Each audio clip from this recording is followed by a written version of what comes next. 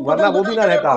ठीक है, ठीक है, चलिए हमारे साथ सपा प्रवक्ता प्रोफेसर धर्मेंद्र यादव जी ज्वाइन कर चुके हैं। धर्मेंद्र यादव जी, ये इंद्रेश कुमार जी का बयान आपको हेट पॉलिटिक्स क्यों लगा? वो तो सबको एकजुट होने की बात कह रहे हैं।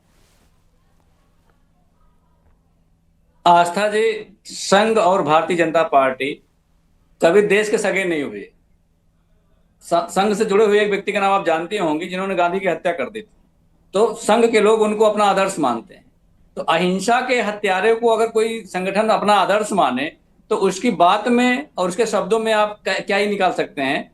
आज सवाल यह है कि देश पर इतना बड़ा खतरा है, देश इतने नाजुक दौर से गुजर रहा है, ऐसी परिस्थिति में संघ के लोगों को कम से कम निकल करके मोदी के उस निर्णय को, जो कि ट्रंप के द्वारा दिलाया गया था, उस निर्णय का कम से कम विरोध करना चाहिए था। अगर वो देश के साथ खड़े थे, अगर वो देश की सेना के साथ खड़े होते तो उस निर्णय का विरोध करते जो ट्रंप ने आके सीज फायर कर दिया।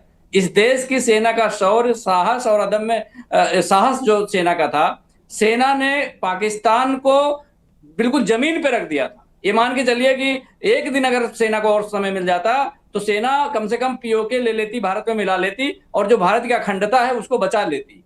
और जो आतंकवाद पाकिस्तान में पनप रहा था, उस आतंकवाद को पूरी तरह से निस्ताबूद करने के लिए भारतीय सेना तैयार बैठी हुई थी। और ये मान के चलिए पूरी तरह से पाकिस्तान घिरा हुआ था। पाकिस्तान के पास न लड़ने वाले थे, पाकिस्तान के पास न हथियार था, पाकिस्तान के पास न लोग थे। भारतीय जनता पार्टी के सबसे बड़े नेता आदरणीय प्रधानमंत्री नरेंद्र मोदी जी ने ट्रंप से कह के सीज फायर क्यों करवाया, इस बात का जवाब भारतीय जनता पार्टी को देना चाहिए। और संघ को कम से कम इस बात के लिए कहना चाहिए कि ट्रंप से ऐसी क्या मजबूरी है जो सेना के शौर्य से बड़ा है। उस बात का खुलासा भारतीय जनता पार्टी को करना चाहिए और संघ को उसकी मांग करनी चाहिए। जब भारतीय जनता पार्टी के नेता ये कहते हो कि जो हमारी सैनिक है, जो हमारे सैनिक अधिकारी बेटी थी, उस बेटी को अगर आतंकवादी की बहन कहने लगे तो संघ को आगे खड़े होकर बोलना चाहिए, इंद्रेश जी को बोलना चाहिए कि ये देश के साथ और देश की सेना के साथ जो आपने देश की सेना के सम्मान को गिराने का काम किया है वो नहीं चलेगा। देश के सम्मान के साथ आपको खड़ा रहना पड़ेगा। अगर इसी देश में भारतीय जनता पार्टी के एक उप मुख्यमंत्री ये कहते हैं कि भारत की सेना मोदी के चरणों में चली गई है, तो इसका मतलब इस देश की सेना का इतना बड़ा अपमान आजादी के बाद किसी पार्टी ने नहीं किया। हमारे बीच में किसी नेता प्रोफेसर ने वंदना किया, पांडे जी भी हैं, संघ विचारक। धर्मेंद्र जी, मैं आपके पास को बोलना चाहिए। और मुझे लगता है कि विपक्षी दल के दोनों पैनलिस्ट अपनी बात रख चुके हैं और ये माकूल समय है वंदना पांडे जी के पास जाने का। वंदना जी, देखिए, इस बात का तो जवाब देना ही होगा कि नसीहत देना एक अलग बात है, लेकिन उसके साथ साथ जो सवाल है विपक्षी दलों के, या जब बात अपने पर आती है या अपने किसी नेता की बदजबानी पर आती है, तो फिर खामोशी क्यों छा जाती है? राजनीतिक दलों की जो ये बयानबाजियां हैं, उस पर किसी भी तरह का कमेंट करना राष्ट्रीय स्वयंसेवक संगठन को शोभा नहीं देता। ठीक है, ये राजनीतिक बयानबाजियां हैं और वो जो कहाँ गलत है क्या सही है इसकी भी निंदा होनी चाहिए और होती रही है आगे भी।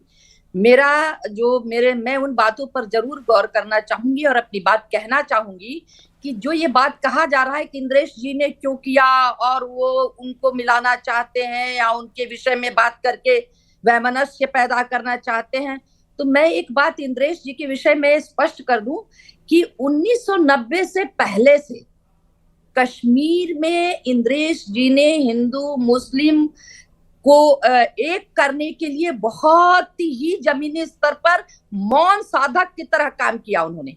और उसी संकल्पना को लेकर करके उन्होंने हिंदू मुस्लिम राष्ट्रीय एकता मंच की स्थापना की और उसमें लोगों को जोड़ा।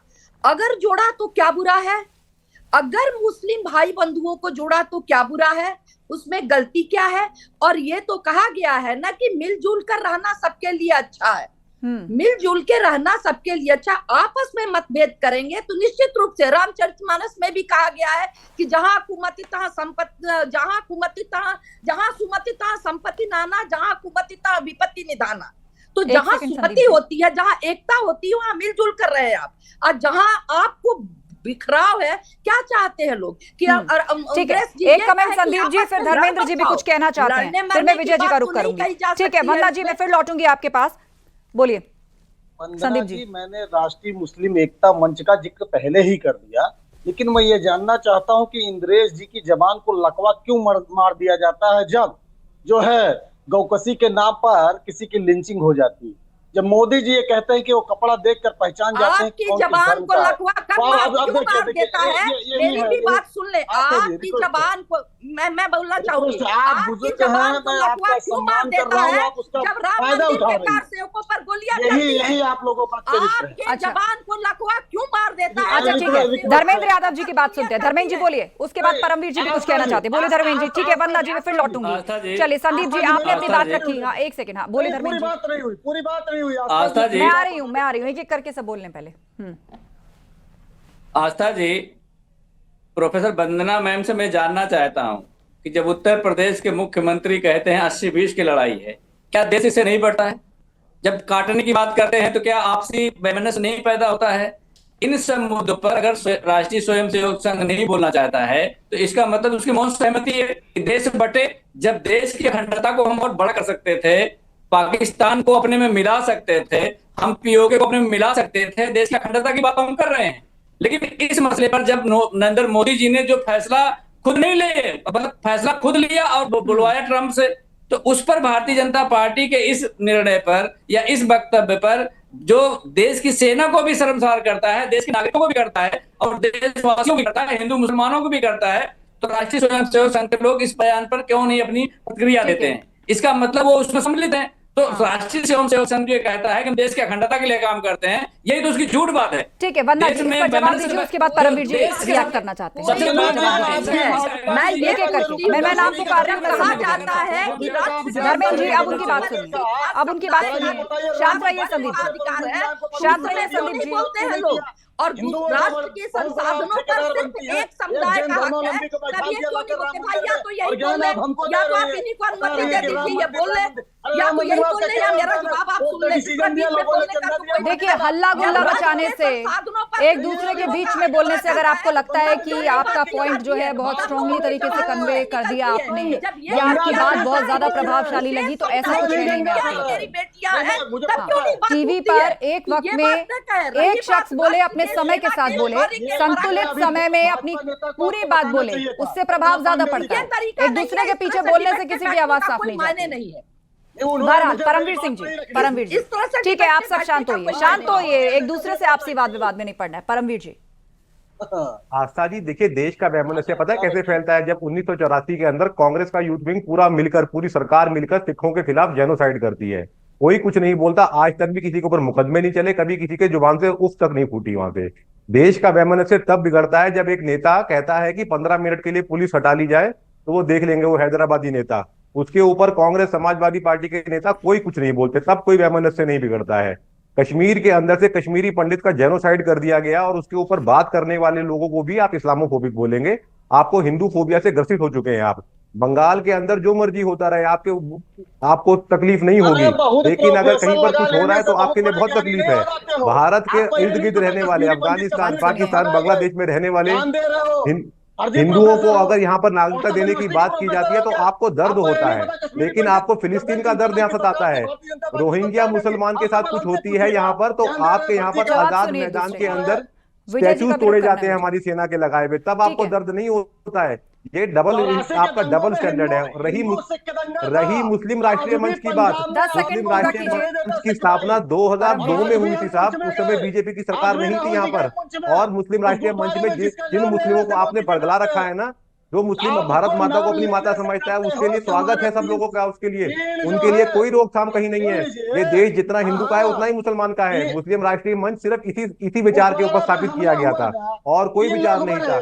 ठीक है, मैं विजय उपाध्याय जी का रुख करती हूँ। आप सभी लोग शांत रहिए। परमवीर जी ओके, संदीप जी सब्र रखिए थोड़ा, फिर बोलने का मौका मिलेगा। विजय उपाध्याय जी, ये सारे बयान इसलिए दिए जा रहे हैं क्योंकि अब उत्तर प्रदेश में चुनाव आने जा रहा है और यहाँ पर एक्शन भी चल रहा है। कई तरह के कदम जो है, भारत पाकिस्तान का जब द्वंद्व हुआ तो और स्ट्रांगली, खासतौर पर जो बॉर्डर एरियाज हैं वहां पर जो अवैध मदरसे हैं उन पर बुलडोजर एक्शन अब भी चल रहा है। बाकायदा काउंटिंग चल रही है कि कौन अवैध स्थान पे बना है, किसके पास अप्रूवल्स है, नहीं है। ठीक है विजय जी, शांत रही। संदीप, देखिए, ये जो पहलगाम में जिस तरीके से लोगों को मारा गया था, उसमें धर्म पूछा गया था, तब गोलियां चलाई गई थी और ये भी कहा गया था उन महिलाओं से जिनके पतियों की हत्या हुई थी कि जाके मोदी जी को बता दो।